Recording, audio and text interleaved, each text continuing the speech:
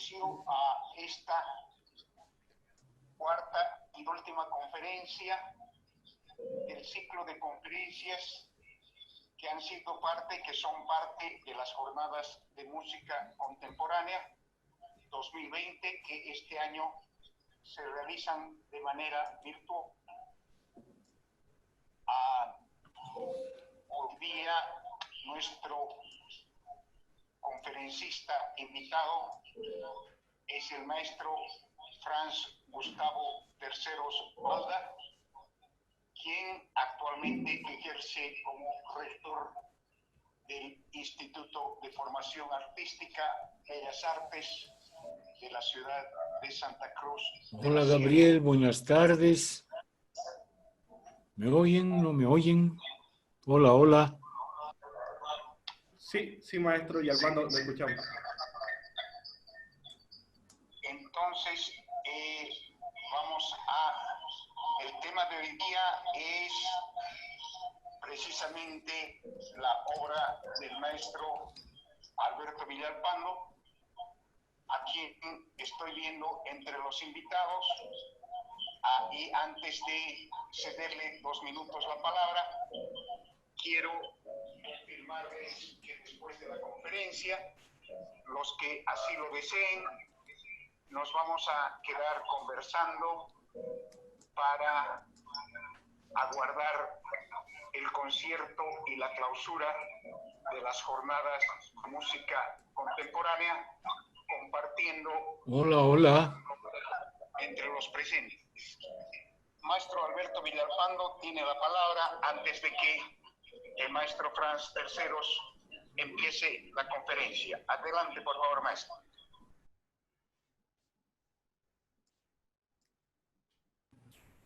Bueno, vamos a ceder la palabra al maestro Franz Terceros. Vamos a dar comienzo a la conferencia. Por favor, maestro Franz, adelante usted. Y luego vamos a poder departir con el maestro Villalpando. Bienvenidos todos. Profesor Franz Terceros tiene la palabra. Vamos adelante. Bueno, hoy me toca hablar un poco sobre más bien analizar musicalmente la obra Música para Orquesta número 1 del maestro Alberto Villalpando. Pero antes de esto voy a hacer hablar de algunos hechos de su vida, muy sintéticos, para después ya entrar al contexto de la obra. Bueno, entonces, ¿podemos poner el primer cuadro, por favor? Sí.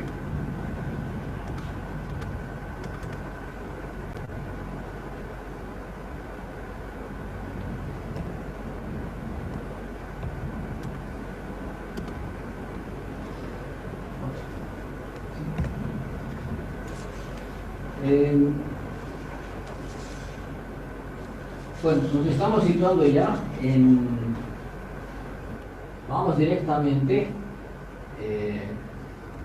ya a la niñez de Alberto Villalpando. Él está en Potosí y tiene como profesores a Santiago Velázquez, piano, José Díaz Gainza en armonía, y posteriormente Marvin Sandy, que adentra en lo que es el lenguaje contemporáneo, hablando un poco de lo que es la dodecafonía y la atonalidad.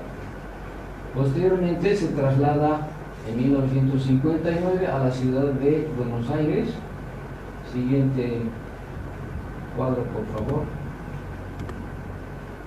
En la ciudad de Buenos Aires ingresa al Conservatorio Carlos López Buchardo, obviamente para estudiar música, donde conoce ya al maestro Ginastera, el cual es su profesor. Aquí en la foto está junto a Marvin Sandy, que ya hablamos de él en anteriores conferencias, y ahí al pie, en la foto de abajo, con algunos compañeros de estudio.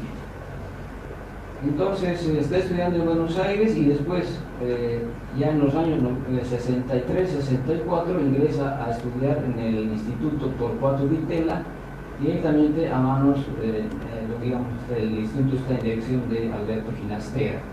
Allá puede imbuirse, conocer el lenguaje de la época, el lenguaje contemporáneo de esos años, de los años 60 para arriba. El siguiente cuadro, por favor, donde tiene como maestros conocidos y famosos, incluso músicos europeos. Ahí está Olivier Messiaen, Dalla Piccola, Malipiero, el norteamericano Copland, Luigi Nono y otros más. Y ahí está su, digamos, el mentor del Instituto Torcuato Di Tella, Alberto Ginastera. Bueno,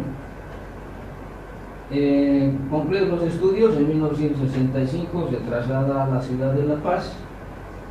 Siguiente cuadro, por favor, donde trabaja en la administración pública, primero como director del Conservatorio Nacional de Música, posteriormente director nacional de Música, dependencia del Ministerio de Cultura, y después dependencia del Ministerio de Educación.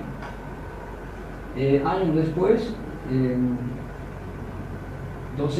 es docente en la Universidad Católica de Bolivia, en la ciudad de La Paz, y actualmente es también docente en la Universidad Mayor de San Simón, en la ciudad de Cochabamba.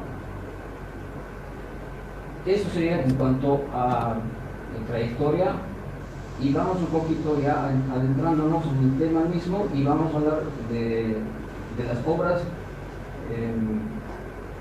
que ha hecho el maestro ya en el aspecto profesional como compositor.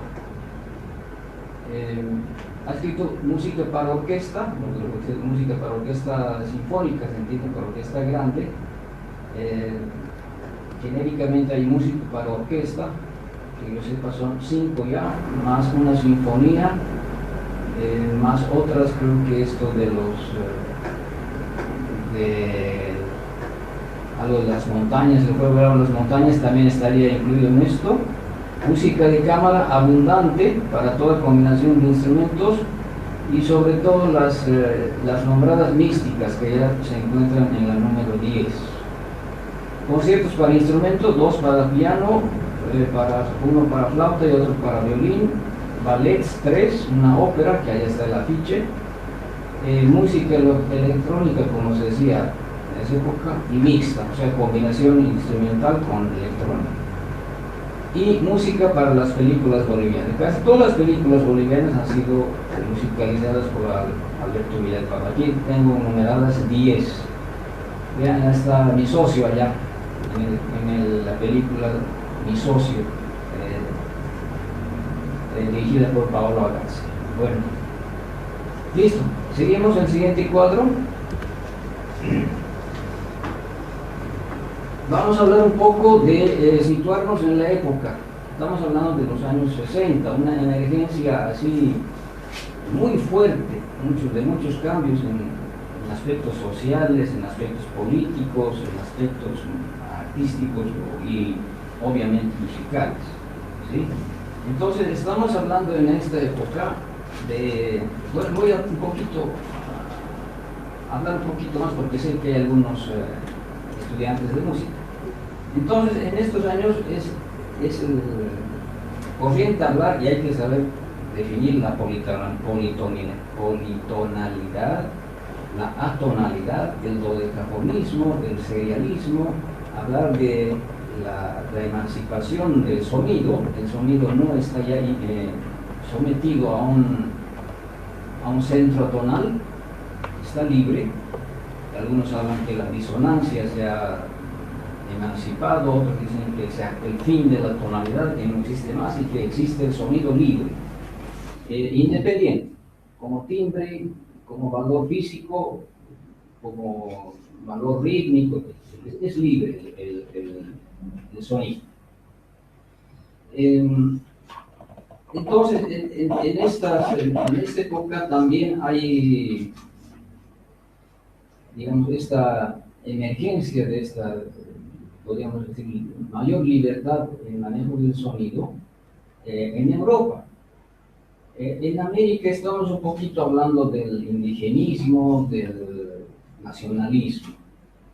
Esas, digamos, son cosas que sitúan la época de los años 60. ¿Qué significa dodecafonismo, así en rápidas palabras, es el uso de los 12 sonidos libremente. Serialismo se llama cuando estos 12 sonidos se los pone, se los relaciona con los otros parámetros musicales. Entonces, se serializa, digamos, las alturas, los sonidos, se serializa los ataques, se serializa incluso la duración de cada uno de los sonidos, ¿no?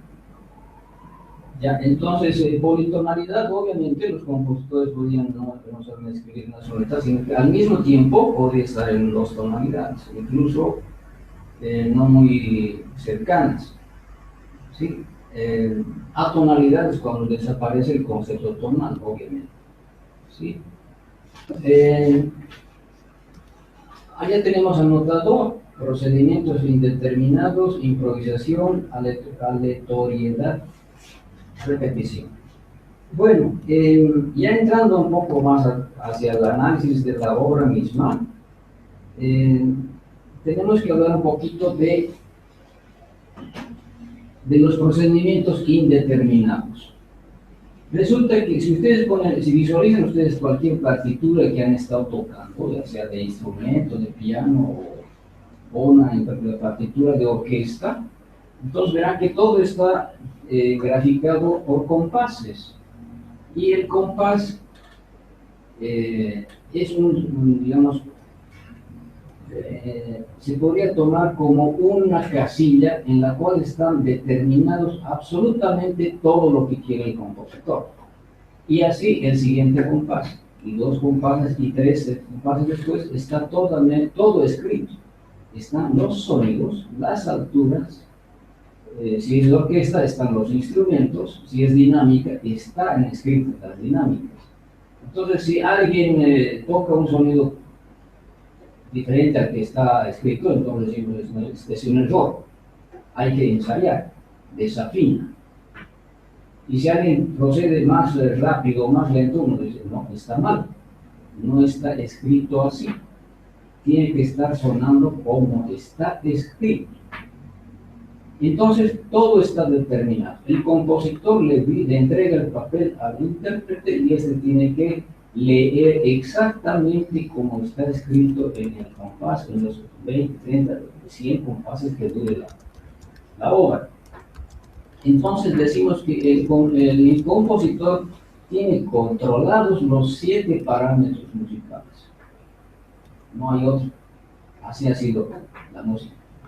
Ya a mediados del siglo XX, por los 1950, 51, 57, 59, aparecen otros compositores que hablan de que no es necesario para hacer música estar centralizados o encasillados en un compás, y que tampoco es necesario que las notas sean totalmente determinantes, o que siempre haya una rigurosidad de primer compás, segundo compás, tercer compás, y no se puede hacer de otra manera. Entonces ahí llegamos a hablar de los procedimientos indeterminados. Si algunos quisieran algunos nombres, podría hablar obviamente de Stockhausen, el compositor alemán, John Cage en Estados Unidos, que ya empiezan con estructuras indeterminadas en sus composiciones. Entonces vamos a hablar un poquito de los procedimientos indeterminados. Hablaremos de un uso que va a hacer la música de esta época. Vamos a hablar de la improvisación. Normalmente, y hasta ahora, siempre se ha tenido como la improvisación, está basada ya sea en un esquema melódico, ya sea en una melodía. Vamos a improvisar sobre, digamos, abuche diré mamá, ti, ti, ti, ti, ta, ta, ta, ya. Entonces, esa melodía se la puede uno improvisar y hacer diversas modificaciones de esa melodía. Y eso está basado en una melodía. También uno puede improvisar como en el jazz, con un esquema modal y tonal, así basado en unos acordes, una sucesión de acordes, uno puede improvisar. Es decir, en esos aspectos la improvisación está, si bien libre, pero está dicha, te vas a basar en esta melodía o te vas a basar en este esquema armónico. Y en cambio, en la música de esta época, hablando de los 50 para adelante, la improvisación es totalmente libre, sin esquemas, sin una melodía fija. Entonces, el ejecutante puede improvisar, ya sea el ritmo, ya puede ser la melodía, ya puede ser ataques, ya puede ser alturas de las notas, ya puede ser dinámicas. Entonces, esa es una cosa que se usa en la música de esta época. Repetición. En este tipo de música hay lugares en que se hacen, digamos, se echa de mano de la repetición.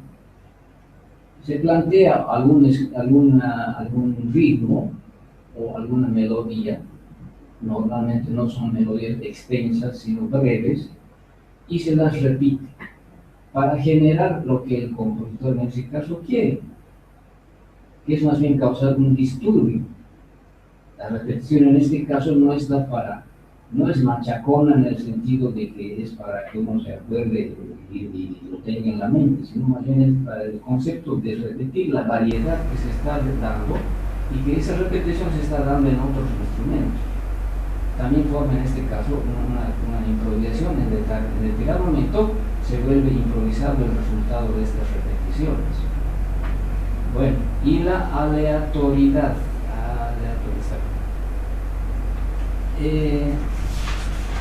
Alea en buen latín significa dado, el dado de jugar.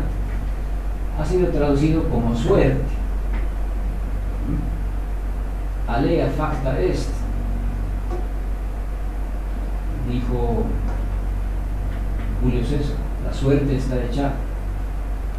Entonces, aleatoriedad, la suerte está liberada al azar, a la suerte. Estos son principios que usa el compositor, en los cuales él mismo no sabe el resultado que se va a dar sonoramente. Entonces, esta es una superposición o una mezcla o una yuxtaposición de varios eventos musicales en un instante, y el resultado es diferente, variado, según varíe quién lo está ejecutando, quiénes lo están tocando. O sea, en este caso no va a ser la pieza exactamente igual a una interpretación de hace 15, 20 o del año pasado. Va a variar, porque hay principios que no están determinados. El resultado acústico, sonoro o incluso emocional no está determinado totalmente. Esto está liberado a la suerte, como es Aller, ¿no? Está liberado a la improvisación, a lo que aparezca, a lo que suceda en ese momento, ¿sí? Leí de que a Mozart se le había ocurrido hacer un juego, y esto lo toman como una cosa aleatoria que ya estaba en la música. Y no entendí exactamente cómo era el juego que inventó Mozart, pero era con dados. Dice que tenían pedacitos de compases escritos y echaban los dados y no sé qué tenían que hacer con cada compás que había. Pero está escrito, no lo he podido entender porque tampoco no estaba claro el artículo y cómo procedía, pero ahí está el nombre de ese juego. Entonces ahí está, es una cosa aleatoria, ¿no? Dice que ese es un concepto antepasado de la aleatoriedad. Bueno, en este caso, ya entrando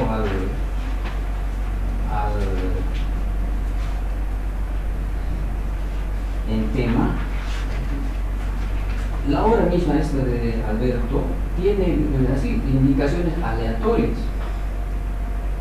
Entonces, por ejemplo, en una de estas dice, para la ejecución de esta secuencia podrán jugar con incrementos y decrementos muy medidos en dinámica, bien en algunos instrumentos, bien en secciones de instrumentos, bien en todo el conjunto de participantes, o bien podrán misturar estas posibilidades. Así, aquí ha dado los sonidos y la dinámica, pero ahora sobre una dinámica en pianísimo, él les pide que improvisen la dinámica, ya sea cada ejecutante, ya sea en grupo de ejecutantes, ya sea por fila, por cuerda o en grupo. ¿Eso quién lo va a determinar? Seguramente el director. Entonces hará una seña y dirá, aquí ustedes incrementen la dinámica, pasará a otro grupo y dirá, ustedes acá incrementen la dinámica. Entonces así está. Entonces vean que la indicación está hecha aquí. También en el mismo lugar dice, los timbales y marimba tocarán la figuración y notas del compás precedente, cada 2 tiempos, correspondientes al tiempo que se llevó hasta ahora.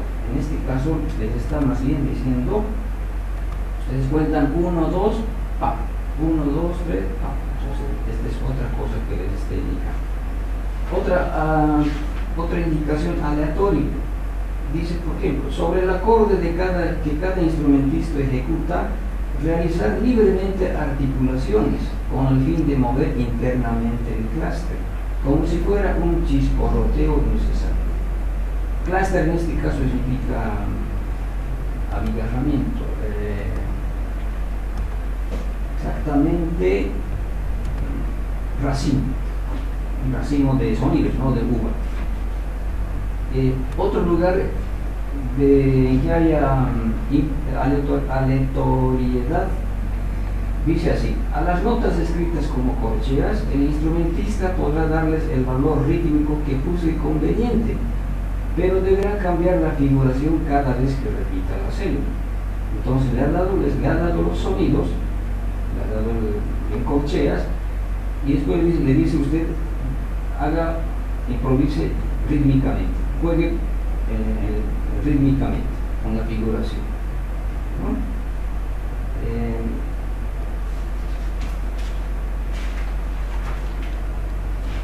Otra por aquí,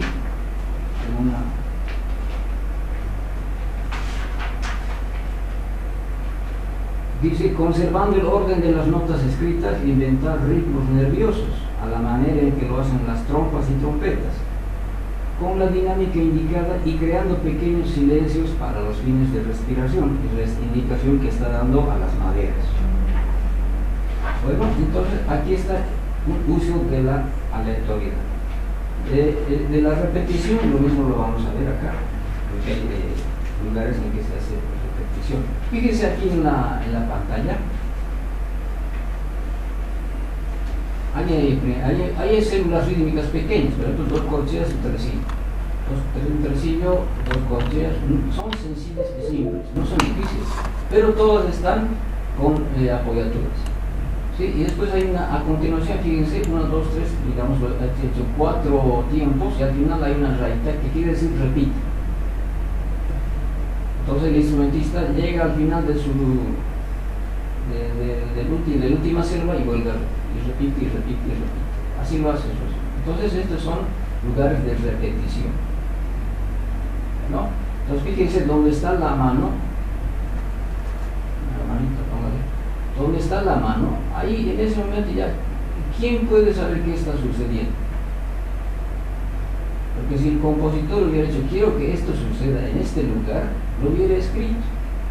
En este caso no hay eso. ¿Sí? La repetición también está causando un resultado casi imprevisible. Bueno, ahora vamos entonces al siguiente cuadro, por favor.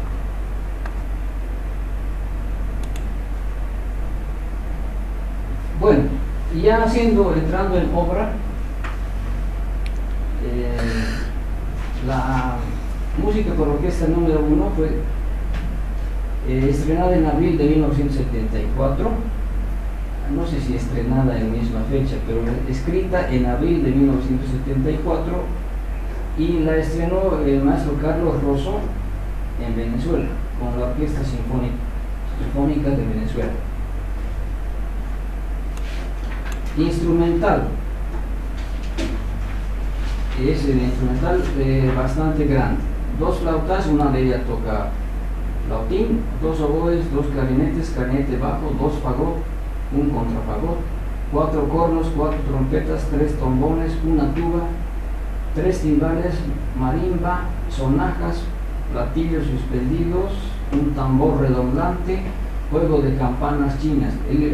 Por si acaso, este juego de campanas chinas son bambúes que están uno al lado de otro, ¿no? Suspendidas o ligadas por un cordel, y están suspendidas, ¿no? Entonces, al agitarse las campanas, supuestamente se agitan con el aire, ¿no? En este caso, agitadas por el percusionista y dan pues una sensación impredecible es decir, se satura el aire de pequeños sonidos y ritmos, ¿no? y ruidos. Bueno, un tam-tam, una gran casa, un arpa y quinteto de cuerdas. Entonces, hablo de ya entrando en materia. Yo considero de que esta obra está digamos, concebida con un pedal y pulsos permanentes, casi permanentes en toda la obra, sobre los cuales se superponen los bloques instrumentales. Es decir, un pedal, pedal es una nota larga, sobre los cuales se pone ritmo que sean pulsantes, vale decir, que marcan un pulso. Y este pedal, más los pulsos, son casi permanentes en toda la obra. Y sobre esto se construyen pues los eventos musicales en los diferentes instrumentos, en las diferentes familias. Entonces vamos a hablar de bloques sonoros sobre un pedal y un pulso. Estos bloques sonoros están obviamente en las cuerdas, en las maderas, en los metales, que pueden sucederse independientemente uno después del otro, o superponerse o yuxtaponerse, ¿no? Entonces, primero quiero que veamos un poquito el pedal, que allá lo he graficado. Fíjense, abajo dice, CB es contrabajo, y dice nota Fa. Ya he escrito una nota Fa, que sería esa. Ya, la penúltima nota.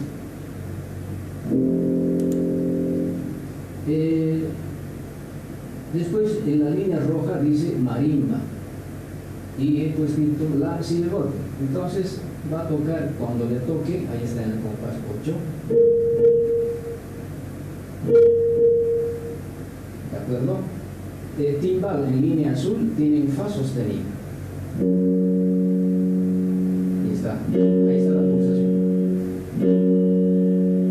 ¿De acuerdo? Y encima está una línea verde que es la tuba, que también toca fa sostenido. Bueno, ahora este es el primer compás. 1, 2, 3, 4. 1, 2, 4. 1, 2, 4. 1, 2, hasta el compás 8. En el compás 8, fíjense, entra la marimba y toca 2 corcheas, junto con el timbal. 1, 2, aquí está el pedal, timbal. Arriba dice 12. Los números de arriba son los compases. O sea que no es que he hecho cada compás a los 90 y tantos compases, no. Cuando sucede una cosa nueva, anoto el número de compás. Ahora en el compás 12 sigue el pedal, sigue la marimba, pero la marimba ya no es de las corcheas, sino va a ser negra. 1, 2, el timbal ahora sí. Y eso sucede hasta el compás 15. Sigue haciendo lo mismo. ¿sí? En el compás 15, ahí arriba tengo unos recuerdos, están entrando las cuerdas, los metales, pero el pulso sigue igual, sigue el contrabajo, ¿sí? Ahora en el compás 15 ha entrado la tuba, fíjense en la línea verde, ahí está la tuba, y tiene fa sostenido, igual que el timbal, entonces va a ser 1, está la tuba, 1, 2, y se repite, y se sigue repitiendo hasta el compás 20. Tuba primer tiempo, 1, 2, timbal y marimba en el compás 3. ¿De acuerdo? Hasta el compás 20. No es que solo está tocando estos instrumentos, arriba están sucediendo. Por ejemplo, ahí tengo una letra M arriba, las maderas están tocando. Y una C, ahí están tocando las cuerdas. Eso lo vamos a ver posteriormente. Bueno, entonces vamos al compás 24. No, en el compás 20, fíjense, en el compás 20 el pedal del contrabajo se ha dividido y tiene dos notas, mi y fa. Mi y fa. ¿Sí? Ahí está, mi y fa. Fíjense, las relaciones están por semitono. Mi, fa, y antes teníamos fa sostenido. Ahora tenemos mi, fa, otro semitono. Bueno, ahora en el compás 24 sigue la pulsación, pero lo que cambia es la tuba. Allá en el compás, en la línea verde, la tuba hace un crescendo. Pues va a hacer un crescendo, pero nosotros sigue la pulsación. O la tuba hace el crescendo. No piensen que se va a escuchar, cuando escuchemos toda la obra, no se va a escuchar la tuba encima de la orquesta sonando, el crescendo. Esto está sucediendo en este sector que les digo que es pedal y pulso, ¿sí? Es un poquito, lo he señalado el crescendo, la tuba, porque después, minutos después, los cornos van a hacer una cosa parecida, van a hacer con fa. Y aquí va a acabar y otra vez van a entrar los cornos. Bueno, entonces eso continúa hasta, fíjense, un poquito más allá podemos recorrer. Fíjense, ahí está. Todo eso sucede. Entonces aquí se pone trémolo en el contrabajo. El momento tensional lo pide, pero la pulsación sigue evidentemente,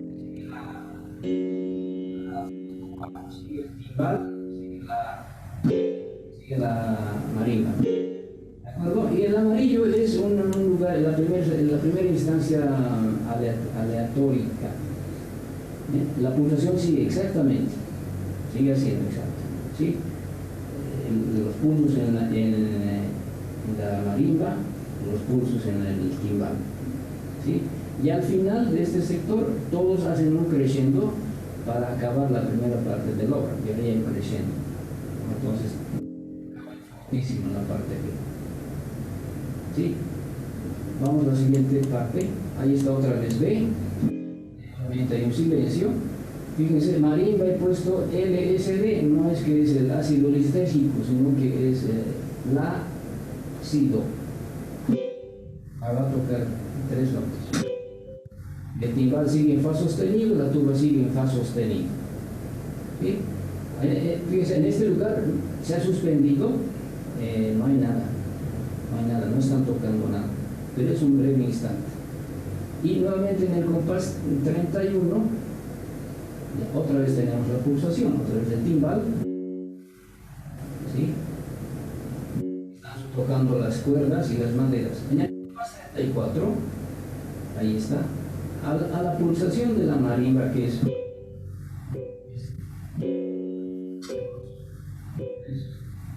eso dura hasta el compás 43.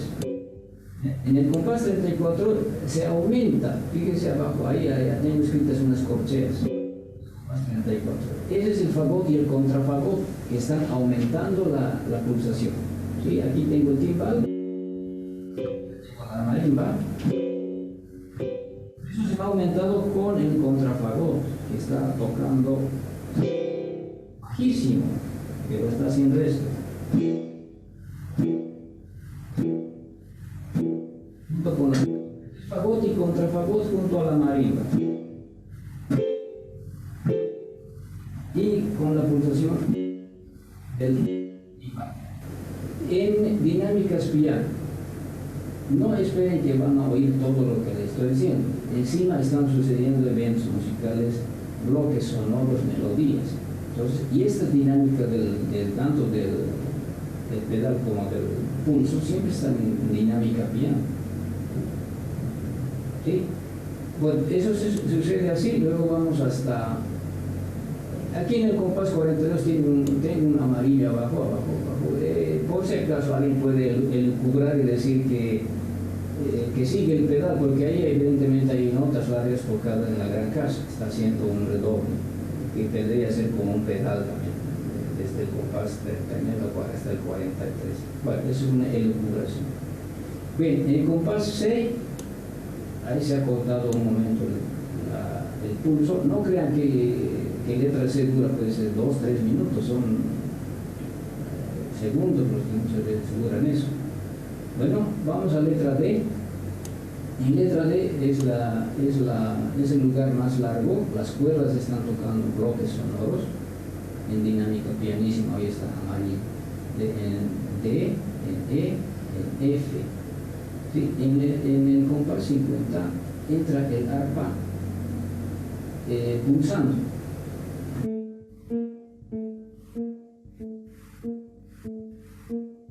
Pasa la marimba también hace.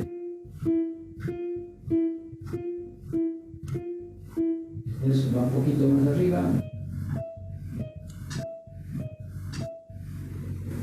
Eso se va a escuchar claramente porque quedan solos esos instrumentos. Y en el compás 59 hay una vuelta al pedal. Trabajo tocando la nota fa. Todo lo que viene a continuación es lo mismo. Compás 1, 2, timbal. Y en el cuarto tiempo el contrafagot. El contrafagot. Timbal. El timbal, fíjense, 1, 2, 4. 1, 2, 4. 1, 2, 4. Y así. 1, 2.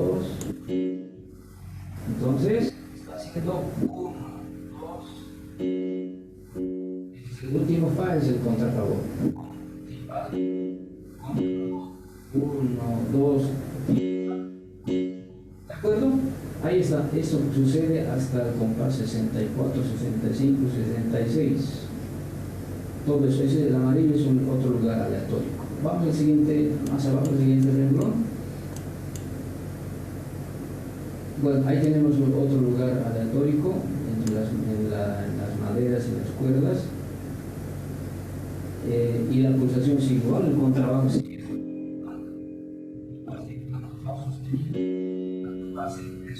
Está doblada la tuba con el contrafagot. O en el tercer tiempo. La pulsación un poco se cambia, poquito, manteniendo siempre un pulso. ¿No? Compás 80, en compás 80 sigue lo mismo, pero ahora se cambian los roles. El timbal hace el pedal, en azul, y el contrabajo hace el pulso.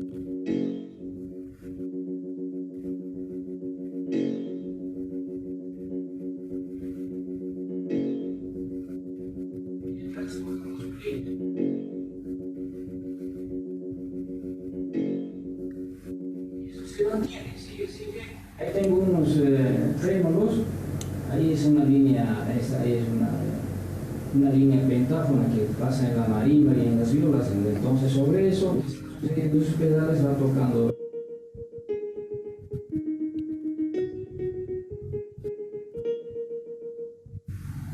Bueno, que nos hace recordar lo que la marimba también tocaba. Y ahora está.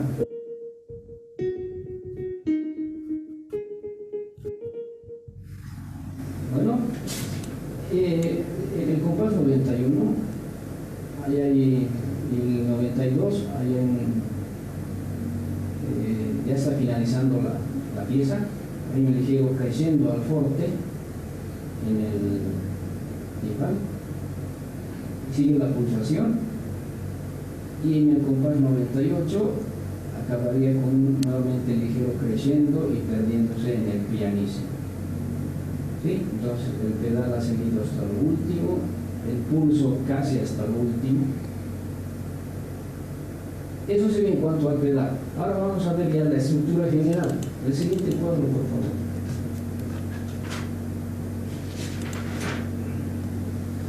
Bien, ahí tengo diseñado, el pedal y la pulsación están en líneas abajo, en esa línea café o media oscura, y encima la naranja es la pulsación. Las dos líneas, pulsación y pedal. ¿De acuerdo? Encima de eso, en colores están los metales en rojo, las cuerdas en verde y las maderas en azul. Los números son los compases. ¿Sí? A, B, esas son las letras que pone el compositor para ordenar. ¿Sí? Entonces tendríamos que este primer sector lo denominado A. ¿Sí? Empieza la pulsación, entran los metales, después las cuerdas, después las maderas. Entonces ya en A tenemos ya un instante que es también aleatorio, hasta B.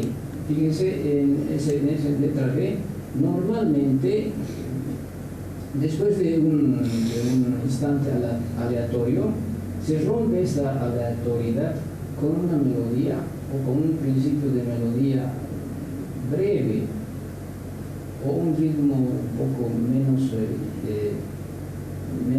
puntilístico. Entonces, acabando la estructura A, ahí tenemos el B, ahí se va. Después de eso, es decir, cuadrado rojo, se va a acabar. Hay un puente, ahí se va a acabar con un redoble de tambor. Ahora, si nos vamos al final de esta estructura B, después de C, ya, por favor, C, después de C, ahí vemos, todo este lugar aleatorio se va a acabar con una melodía. Tararam, tararam, tararam, y empieza otro momento aleatorio. Entonces, por favor, vamos al principio de esto. Entonces, ya hemos visto las pulsaciones. Después entra la flauta. Los metales. Fíjense, encima del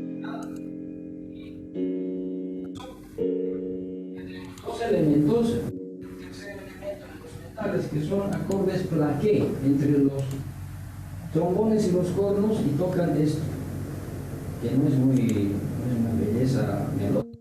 Así.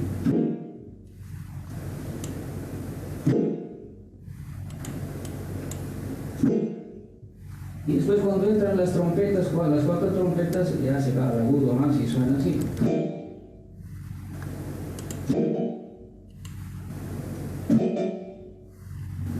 Y después entran las cuerdas. Las cuerdas lo van a hacer con un diseño repetitivo. Ahora quiero decir aquí que la característica de todo este sector, es que estos diseños rítmicos melódicos son breves y están basados en las apoyaturas. Las apoyaturas a semitón, siempre a semitón. Mayormente se llaman ascendentes, ¿no? Mayormente ascendentes, a veces descendentes. Entonces, algo que se puede tomar en este tipo de música, se puede tomar también como argumento la repetición de una nota, se puede tomar como argumento un crescendo y un diminuendo. Acá yo pienso que se toma como argumento las apoyaturas. Aquí podemos, por ejemplo, cuando entran los violines,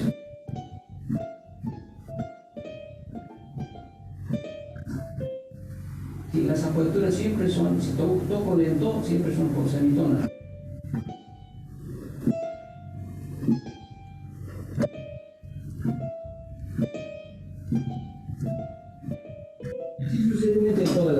Si estamos por acá también será.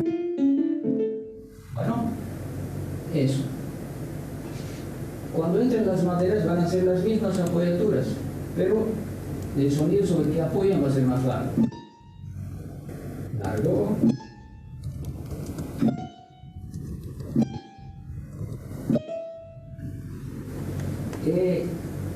Es obvio que no vamos a escuchar un acorde mayor o menor haciendo apoyaturas, no hay...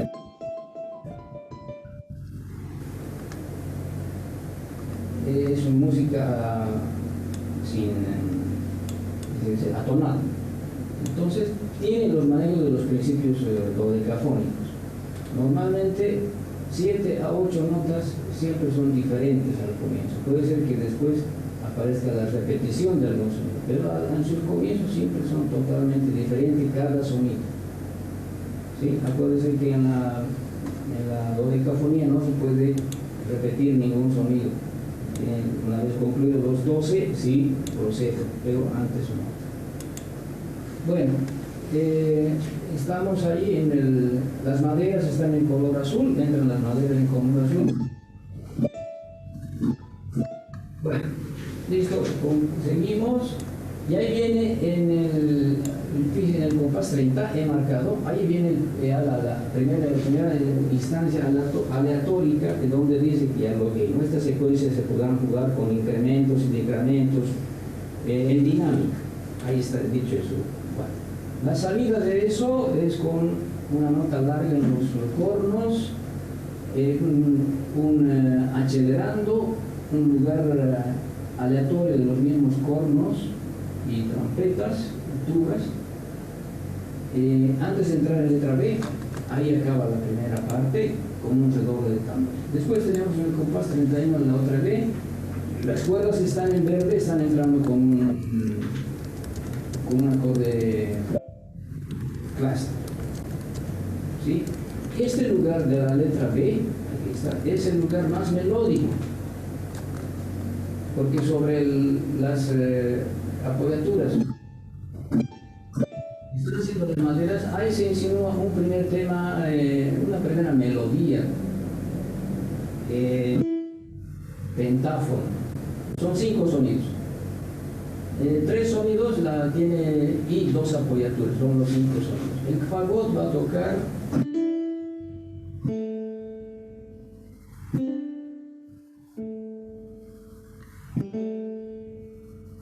y va a variar complejo.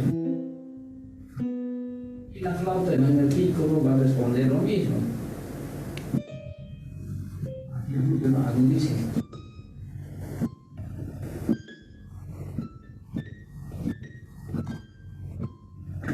Eso es lo que van a escuchar. Es el lugar más melódico de todo esto. Bueno, hasta la letra C, que viene otro lugar aleatorio en toda la orquesta. Las notas son siempre breves, no hay saltos de quintas, octavas, séptimas, nada. Todos son casi puntilísticos.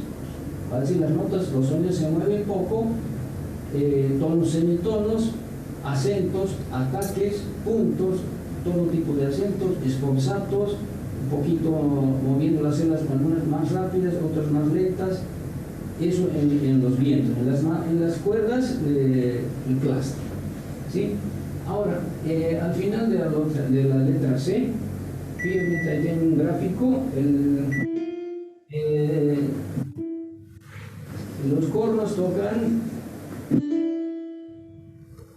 y la gran casa acaba. Y nuevamente después hace lo mismo, las maderas hacen, repiten.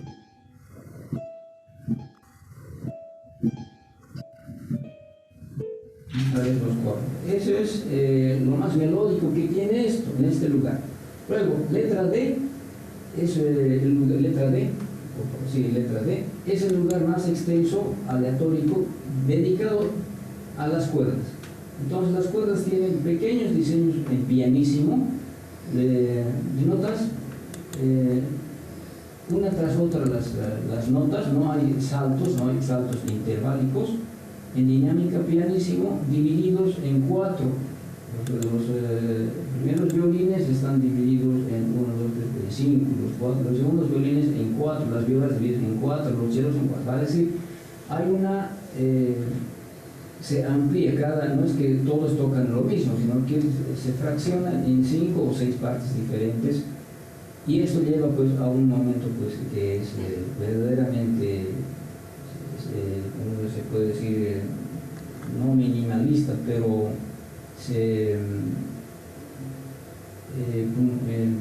¿cómo se dice? Puntilista, alguna cosa puntilista, alguna cosa así. Y acá tienen que hacer juegos dinámicos, porque les está pidiendo juegos dinámicos, creciendo, decreciendo, por sectores. Al finalmente en letra E les piden una aceleración, está rompiendo el pulso, la pulsación, está rompiendo, y ahí incrementa a la dinámica solamente hasta el mesoforte. ¿Sí? En letra en F es eso. Después podemos ir abajo, por favor. Siguiente.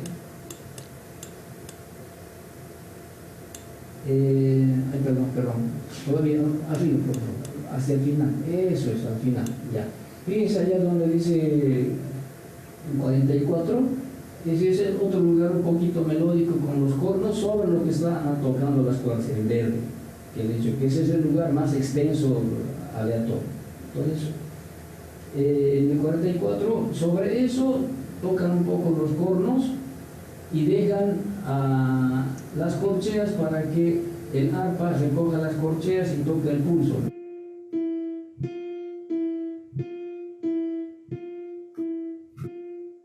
El semitono siempre al inverso arriba.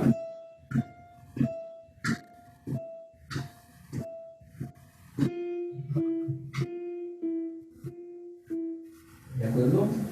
En ese sector, en el compás 50, prácticamente ahí concluye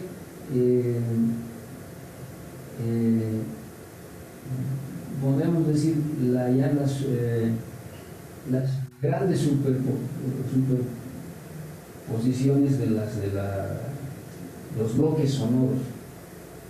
Aquí hay un puente que queda entre el arpa, la percusión, el timbal, el tam-tam, el plato suspendido.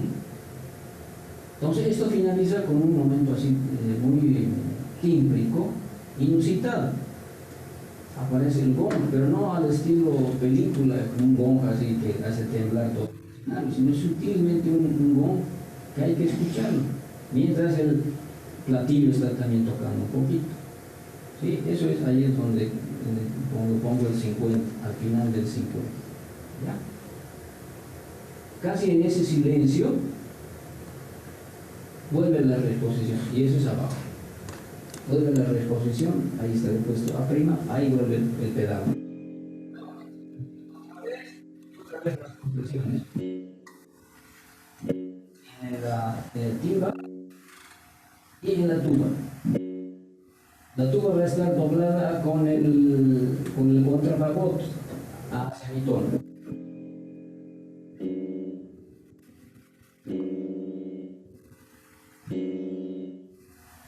¿Ya? O sea, hay nuevamente ahí las pulsaciones. ¿Sí? Y después tengo en rojo entran los metales aleatoriamente con notas pequeñas puntilísticas. En pianísimo a eso se superponen las maderas también así con notas cortitas en pianísimo.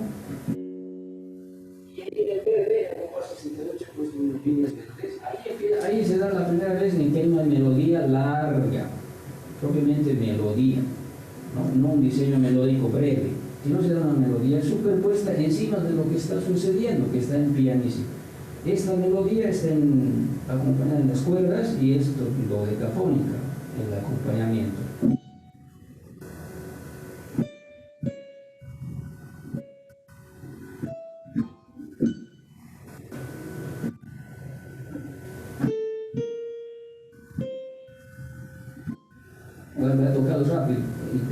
eso dura mucho más. Bueno, antes acaban de tocar las maderas, después viene el compás 80, sigue la pulsación, las cuerdas tocan unos trémolos, dobladas con el arpa, con marimba, y sobre ese puntillismo,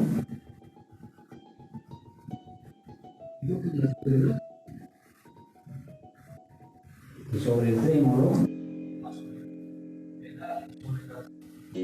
pulsaciones, sobre eso viene la melodía pentáfona.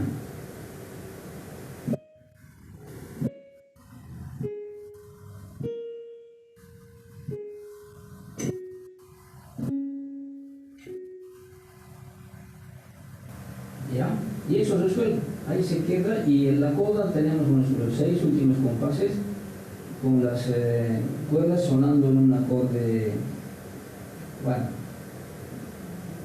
un poco tonal, de oncena. Tenemos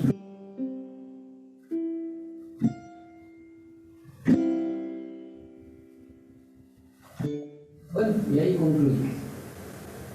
Ahora oímos para ver si es verdad lo que he dicho.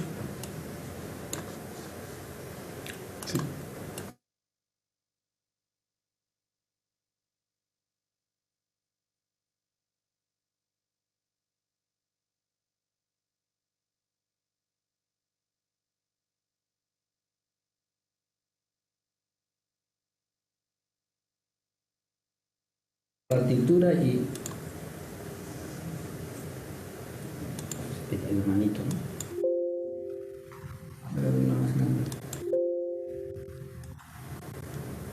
Eso es. Ahí está. Perfecto. Listo.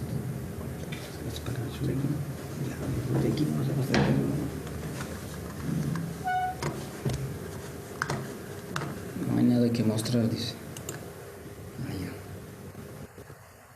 Empezó.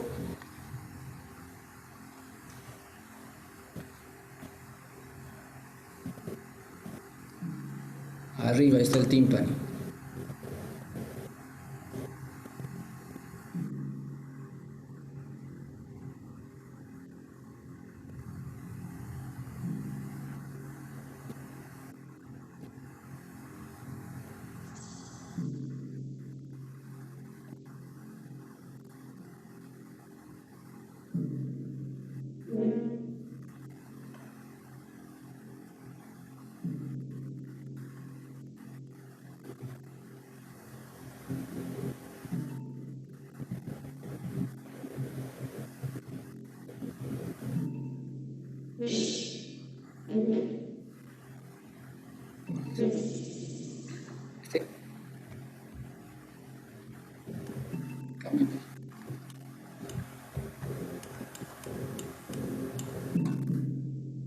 La siguiente hoja.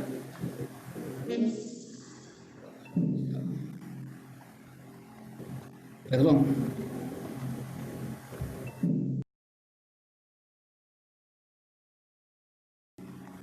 Hasta eso.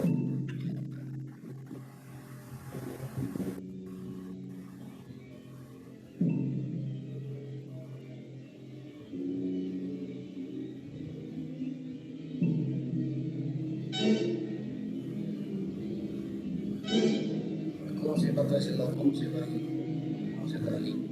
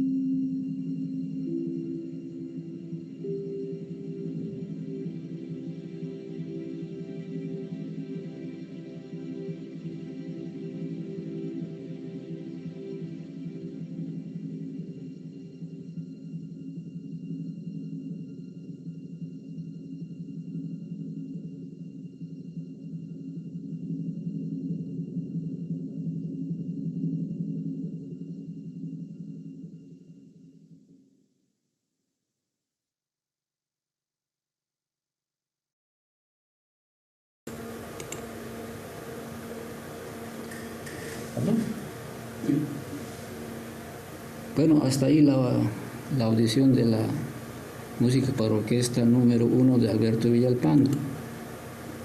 Si tienen algún comentario, alguna pregunta, podemos aprovechar porque el maestro está también presente para algún comentario o pregunta, incluso un poco extra musical, que son los motivos que le llevaron a componer, algún pensamiento estético, alguna cosa filosófica. Para las que no saben, esta obra, en palabras del mismo autor, dijo que es una visión acústica de la ciudad de La Paz. Alguna palabra más hay, visión acústica y sonoro, y no, alguna cosa, pero es referente a estar contemplando la ciudad de La Paz.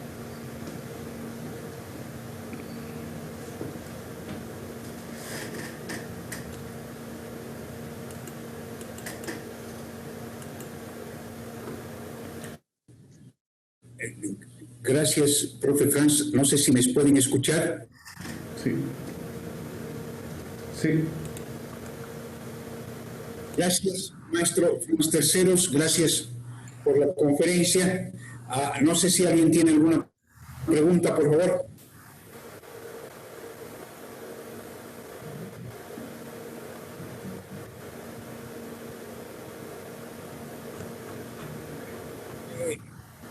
En relación a la... ¿Qué otras obras son de la misma época, Franz? ¿Qué otras obras son cercanas a la música para orquesta número 1? ¿En qué etapa de su etapa compositiva estaba el maestro Villalpando cuando ha compuesto la música para orquesta número 1? Sí, estoy. Por favor, querido Franz, muchas gracias. Acucioso y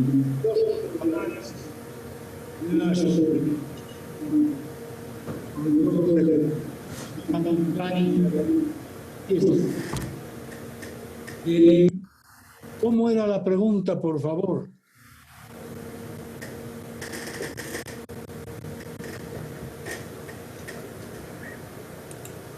No es la hora buena.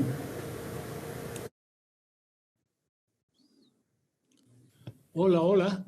Sí, maestro Villalpando, no sé, ¿me escucha usted? Yo escucho, no sé si me oyen ustedes. Lo escuchamos perfectamente, maestro. La pregunta era, ¿en qué otras obras están en el mismo periodo compositivo en su carrera como compositor?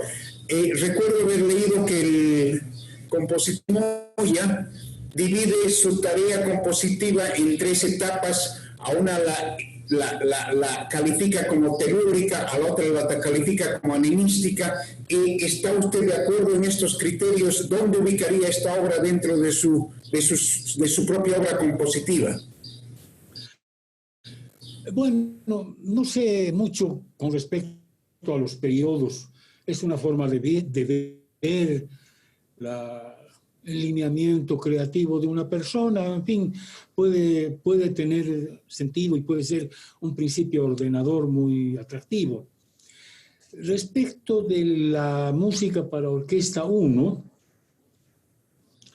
yo debo decir que es una pieza a la cual yo le tengo especial cariño, digamos, porque responde a un momento muy, ¿cómo diríamos? Muy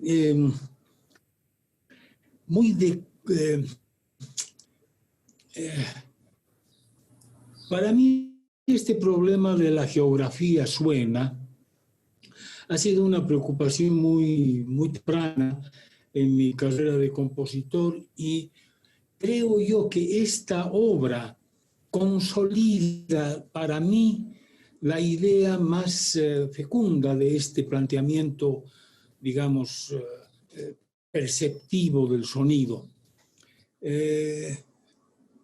En algún momento del año 73, porque esta obra fue escrita comenzando fines del 73 hasta principios del 74, con Jaime Sáenz fuimos a visitar la zona de Llojeta, en La Paz.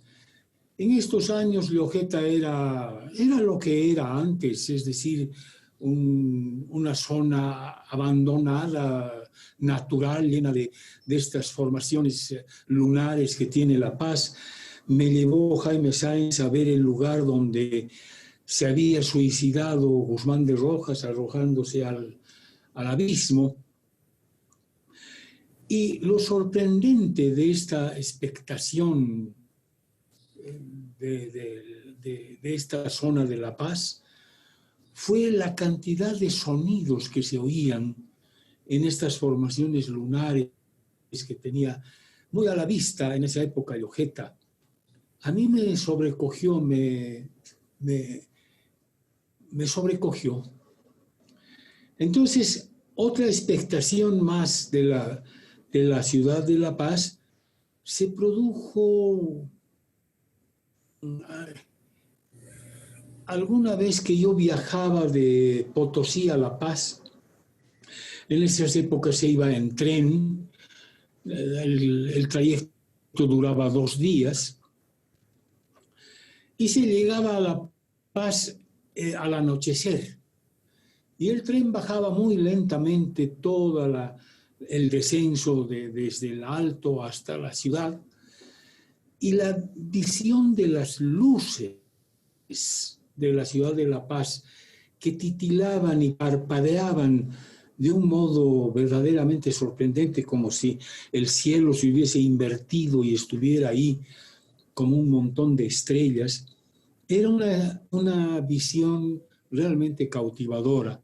Entonces, en esta obra yo pude conjugar ambas ideas, una visual que era esta, digamos, de las luces, que aparece justamente en el primer ingreso de las cuerdas, con ese divise múltiple que Franz lo ha analizado tan prolijamente, en el que las cuerdas hacen pequeñas células llenas de apoyaturas, que son justamente la posibilidad de representar acústicamente esta visión chispeante que tenían las luces para mí de la ciudad de La Paz. Y lo otro es retratar un poco esta impresión tan fuerte y profunda que me dio la percepción acústica de Llojeta. Entonces, digamos, ese es el asiento que permitió el que yo escribiera esta obra, y la escribí con mucha soltura porque obviamente la iba a tocar una orquesta profesional y no había limitaciones de ninguna naturaleza. Entonces le di a Carlos Rosso esta hermosa encomienda, porque a él lo invitaron evidentemente y él me pidió hacer una obra. Entonces yo escribí esta música para Orquesta 1, está dedicada al mismo Carlos, y bueno, esa es la historia un poco, digamos, generatriz de música para Orquesta 1. Con respecto al entorno en el cual he compuesto esta obra, aparece como una especie de fenómeno medio aislado, justamente por la posibilidad que había de trabajar con una orquesta profesional y de expresarse libremente. Yo estuve hasta entonces muy atado a las posibilidades que ofrecía Bolivia en ese momento, que eran realmente muy escasas, muy pequeñas, y no se podía afrontar una obra de esa magnitud. Entonces son en general obras pequeñas, obras para piano. Está una pieza que se llama Juego para 5, que es para 2 pianos y percusión. Ese tipo de obras más pequeñas, ¿no? un ballet que se llama ya Danzas para una imagen perdida, que, bueno, es una cosa muy, muy diferente de todo este planteamiento y que son resultado de las posibilidades que ofrecía nuestro país. Eso puedo decir.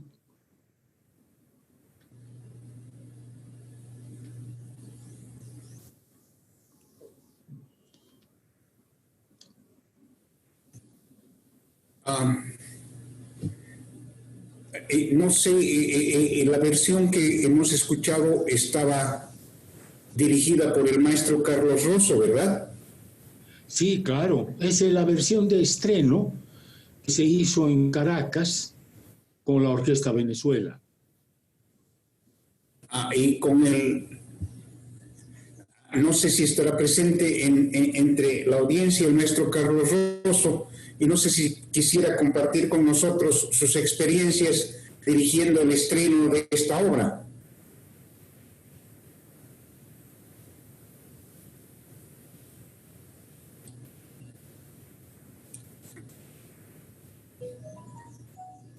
Pero en todo caso podemos conversar, maestro Villalpando, estando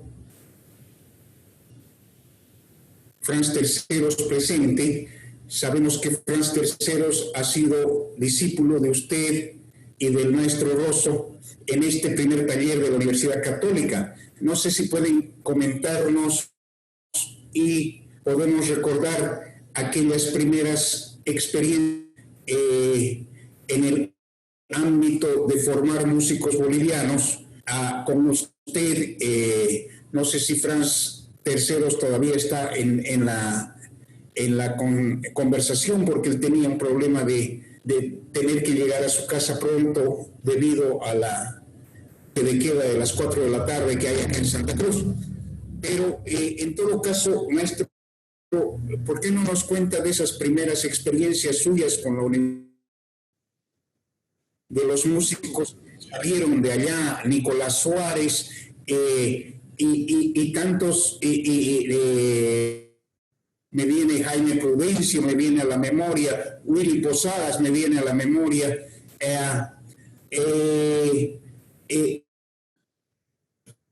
y que han sido parte importante de los conciertos de las jornadas. Ayer estábamos escuchando el Salve Regina de Nicolás Suárez, estábamos escuchando también una versión del himno nacional totalmente revolucionaria de parte de Nicolás Suárez.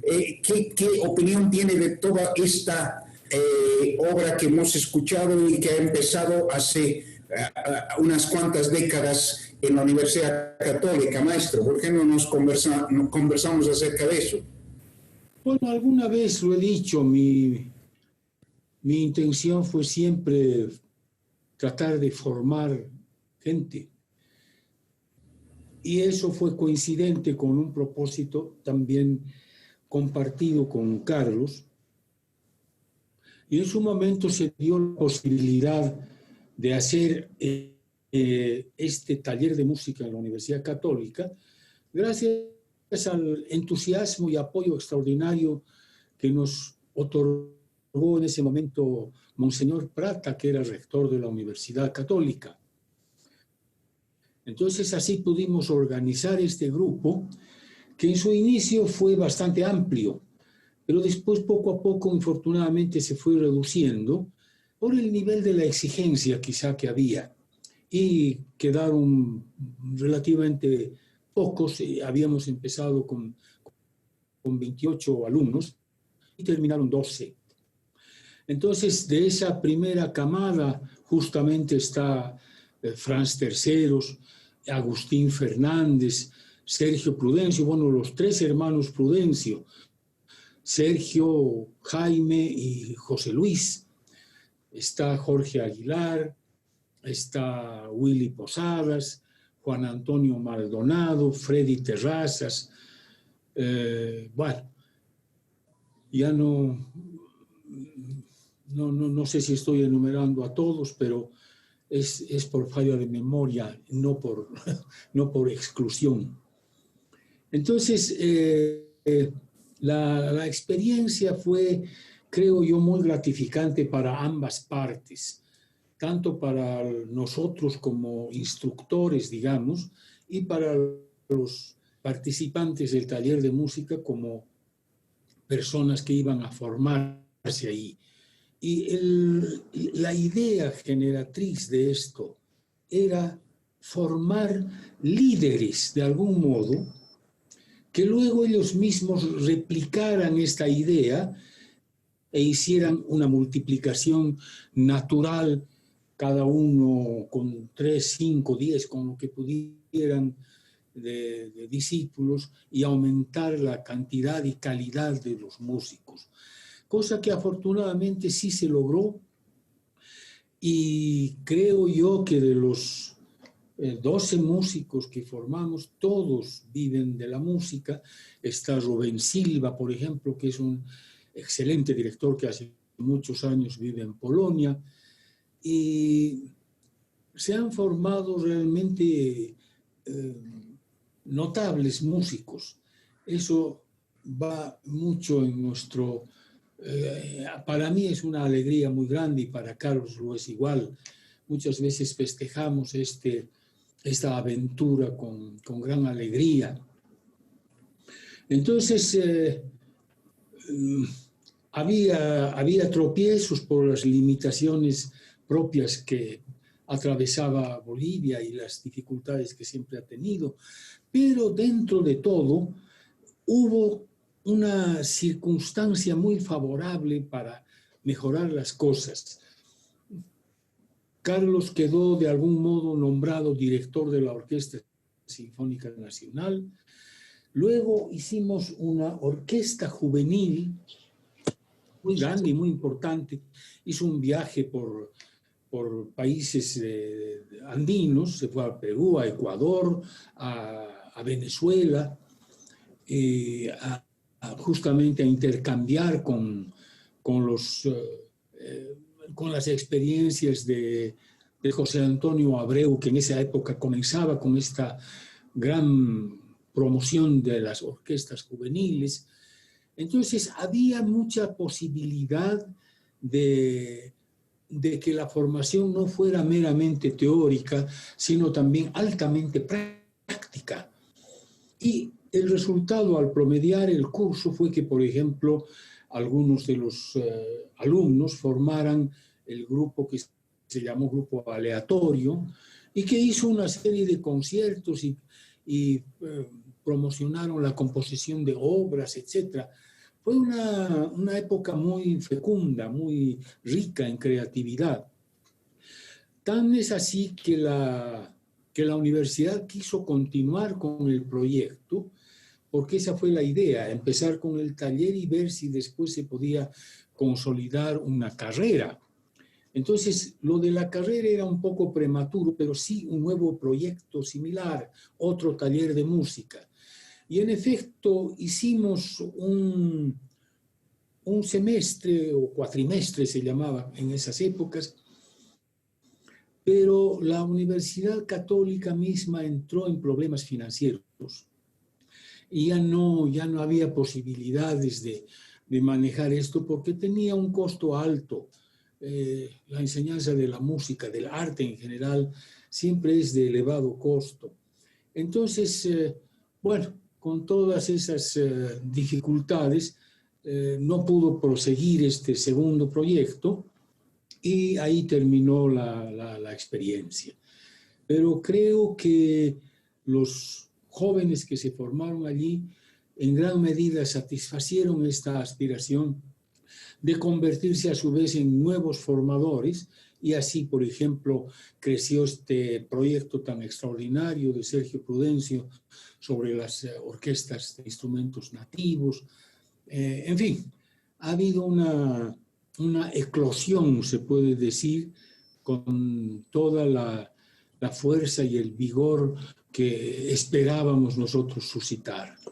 Eso es de mis más profundos recuerdos, eso les puedo contar. Y maestro, después, si seguimos haciendo historia, después vino el segundo taller de la Universidad Católica y creo recordar nombres como Sebastián Zuleta, a Canela Palacios, creo que Cris Quenta también creo que estaba metido ahí. ¿Qué nos puede contar de esa segunda tanda de la Universidad Católica, maestro? Esta segunda tanda, que fue también muy rica y muy vigorosa en su formación, es como la novela de Alejandro Dumas, 20 años después, porque 20 años después del primer taller se reeditó este segundo, y con un criterio un poco más sereno y más maduro del que tuvimos hacía mucho tiempo atrás con el primer taller, y creo que los niveles de formación fueron muy altos y muy efectivos. De esa camada, de esta segunda camada de músicos, salieron Berta Artero, salió Hugo de Ugarte, salió, bueno, usted lo ha dicho, Sebastián Zuleta, salió Canela Palacios, salió Adriana, ¿cómo se apellida? No me acuerdo. Adriana, una compositora importante. Bueno, ha habido también 12 jóvenes que se formaron en este segundo taller y que han hecho igual una vida muy activa y muy rica dentro del mundo de la música. Entonces, ambas experiencias han sido verdaderamente enaltecedoras para lo que era nuestro proyecto original. Tanta satisfacción da el primero como el segundo proyecto. La diferencia con el segundo proyecto es que yo tuve que un poquito enajenarme por razones de cambio de residencia. Vinimos a vivir a Cochabamba, pero yo continuaba con el trabajo con los alumnos que venían de La Paz a Cochabamba para continuar el trabajo compositivo, y eso era muy esforzado y sacrificado, pero daba grandes satisfacciones, creo que a ellos tanto como a mí. Entonces, estas dos experiencias son realmente muy lindas, y creo que la vía formativa es un camino ennoblecedor en Bolivia. Sucede otro tanto ahora con la carrera de música de la Universidad Mayor de San Simón. Tienen ustedes la experiencia en Santa Cruz de la Escuela de Bellas Artes. Está aquí en Cochabamba el Instituto Laredo. Son centros que mal sea como fuere, con una que otra dificultad o con uno que otro, digamos, factor positivo, van formando nuevos músicos, y el crecimiento musical de Bolivia, comparativamente al que me tocó vivir cuando yo terminé de estudiar y volví a Bolivia, es incomparable, es decir, simplemente incomparable. Eso, Gabriel. Gracias, maestro. Quisiera pasarle la palabra al maestro Franz Terceros, porque estoy viendo que está arreglando sus cosas para escaparse. Maestro Franz Terceros, quisiéramos escucharlo, por favor. Quisiéramos que nos relate sobre sus experiencias en la Universidad Católica, que le queremos ceder la palabra 5 minutos, que nos relate sobre sus experiencias con el maestro Villalpando, que nos cuente. Bueno, muchas gracias primero agradecerles nuevamente a Baicam, y quiero agradecer también a ustedes personalmente, a Gabriel Rebollo y a José Gabriel, por haberme ayudado para realizar esta conferencia, porque yo solo no hubiera podido. Ustedes saben que de hablar de celular no voy más allá. Entonces les agradezco esto.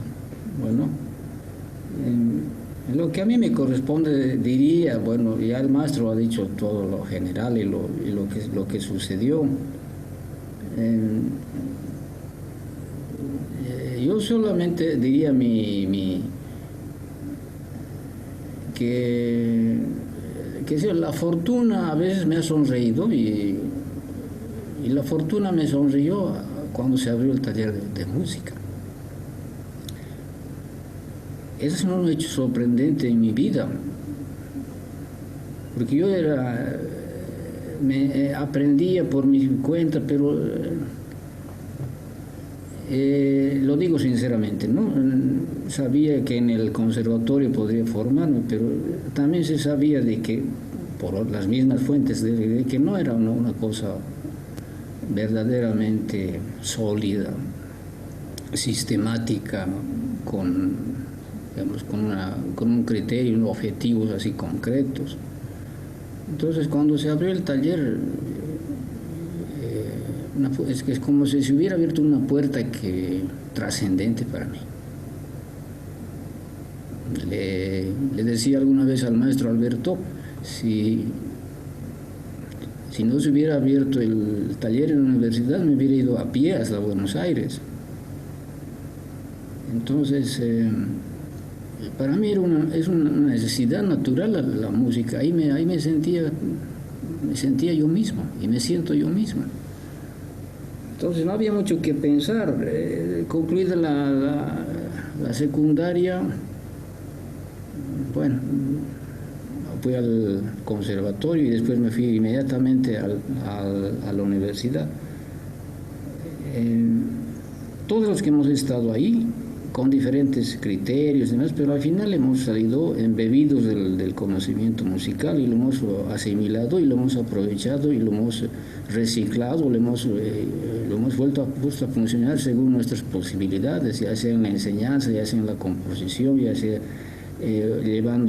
dirigiendo orquestas, etc. Ha sido un gran momento, ha sido muy lindo haber estado allá. Y seguramente esa misma significación tuvo para los que continuaron después, 20 años después, como dice el maestro. Ha sido una cosa muy linda.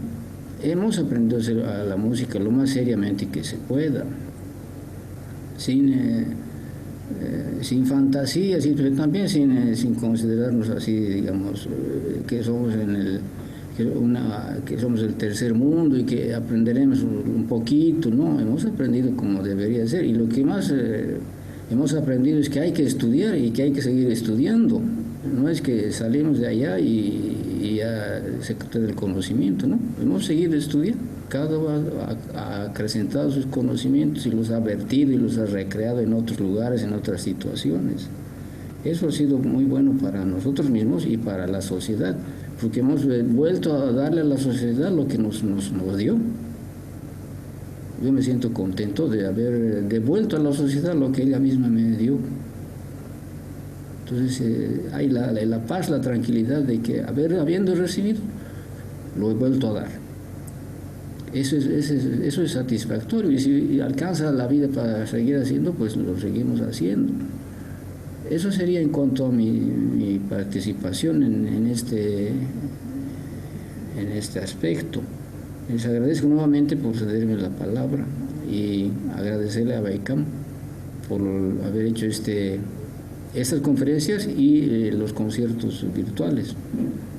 Esperamos que al año podamos participar ya presencialmente, esperamos que sí, y deseo lo mejor de los éxitos para todos los músicos, para todos los colegas, y que sigamos con Abaicán fortaleciendo esta entidad, trabajando todos por una cosa que es común para todos y beneficio para nosotros mismos, que es la práctica musical. Hasta ahí mis palabras. Gracias, Gabriel. Gracias a ti, Franz, gracias por la conferencia, gracias por introducirnos a la música para orquesta número 1 de Alberto Villalpando.